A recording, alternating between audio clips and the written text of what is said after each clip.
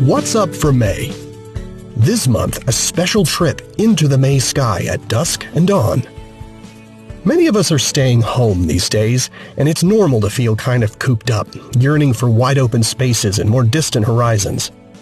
If you find yourself feeling like that, this might be a good time to remember that we're in space, cruising through the solar system on our pale blue dot, with a vast three-dimensional universe all around us, and we have an outstanding view.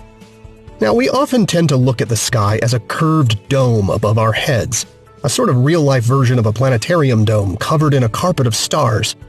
But remember, in reality, it's anything but flat. The night sky is the deepest, most open expanse of space you could possibly look into. Here's a look at what you're seeing when gazing at the sky in May. Looking toward the west in the hour after sunset, here are the bright objects you'll most likely be able to see. The closest of these objects is the planet Venus in our own solar system at about 35 million miles from Earth. The next closest is the star Sirius. It's the brightest star in our sky and also one of the most nearby at about 9 light-years away. Several other bright stars in the May early evening sky are a couple to a few dozen light-years away. Much farther out is the red giant star that forms the shoulder of Orion, Betelgeuse, at around 500 light-years from Earth. And although you might not be able to see it, the faint band of the outer Milky Way stretches across the sky here. So when you're looking westward in May's early evening sky, think about how you're looking outward through the disk of our galaxy toward its outer edges, thousands of light years away. You'll get a different perspective looking into the sky in the hour before sunrise.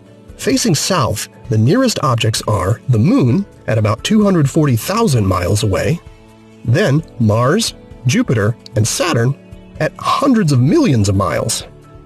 The rapidly rotating star Altair and the star Fomalhaut, with its debris disk and orbiting planet, lie much farther away at 17 and 25 light-years from Earth. And the May morning sky also has its own very distant red giant star, Antares, at 554 light-years away. And finally, across the background, visible under very dark skies, is the Milky Way. Here you're looking into the center of the Milky Way galaxy, densely packed with stars and a supermassive black hole some 27,000 light-years from Earth. The night sky that begins right above your own roof is really the shore of a deep cosmic ocean. Here's hoping this brings some comfort if you feel like you need a little space.